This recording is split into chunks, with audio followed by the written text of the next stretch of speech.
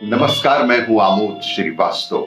Amazing thought, amazing message, amazing information की दिशा में आज एक कदम और आगे।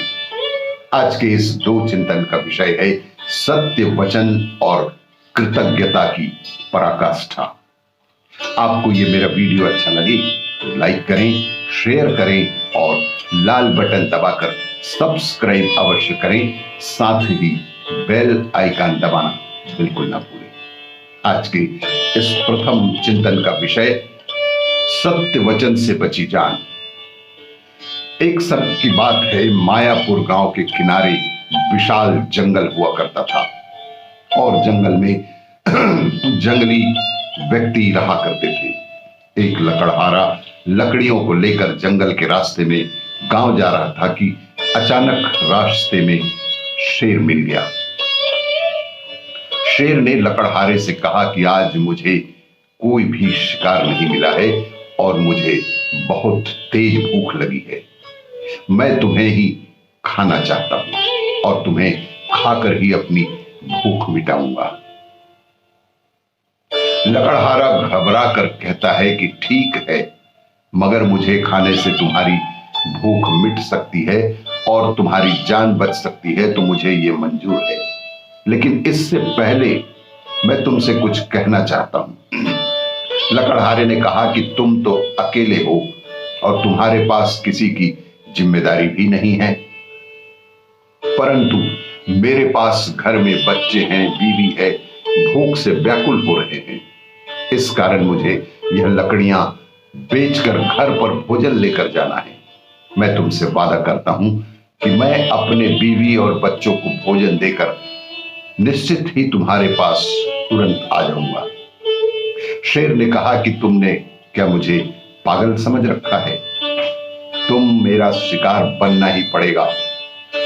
लकड़हारा कहता है कि कृपया मुझे जाने दो, मैं अपना वादा नहीं तोड़ूंगा, अपना वादा अवश्य ही निभाऊंगा। शेर को उस पर थोड़ी दया सी आ गई और कहता है कि तुम्हें सूर्य डूबने से पहले ही आना होगा।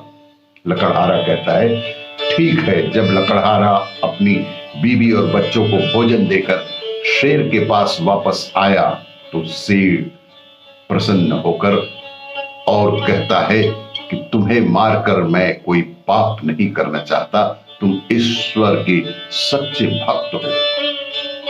लकड़हारा शेर का धन्यवाद करता है और अपने घर लौट जाता है।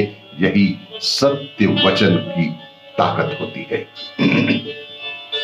आज की इस दूसरे चिंतन का विषय कृतज्ञता। भारतेंदु बाबू हरिश्चंद्र अपनी उदारता के कारण लगभग कंगाल हो चुके थे। एक समय ऐसा भी आया कि जब उनके पास इतने भी पैसे नहीं थे कि आए हुए पत्रों का उत्तर भेज सकें। जो पत्र आते थे उनके उत्तर लिखकर लिफाफे में बंद कर भारतेंदु मेज पर रख देते थे। उन पर टिकट लगाने को पैसे हों तो पत्र भेजे जाए। उनकी मेज पर पत्रों की एक ढेरी एकत्र हो गई थी। उनके एक मित्र ने उनसे 5 रुपए के डाक टिकट लाकर दिए, तब वे लेटर बॉक्स में डाले गए। बाबूजी ने मुसीबतों से हिम्मत नहीं हारी।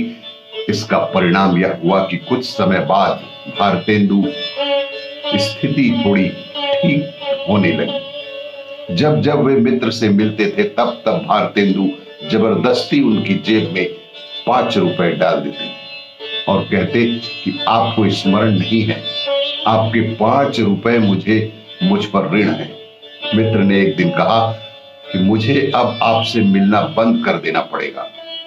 भारतेंदु बोले कि भाई, तुमने मुझे ऐसे समय में 5 रुपए दिए थे कि मैं जीवन भर तुम्हें प्रतिदिन 5 रुपए देता रहूंगा, तो भी मैं तुम्हारे ऋण से पूर्ण नहीं हो पाऊंगा।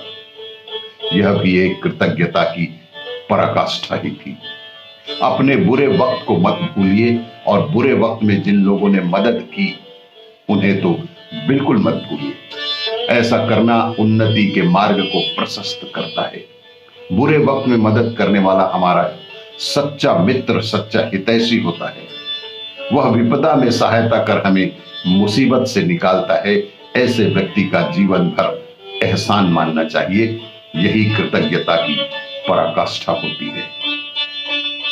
आपको ये मेरा वीडियो अच्छा लगे तो लाइक करें, शेयर करें और सब्सक्राइब अवश्य करें। धन्यवाद।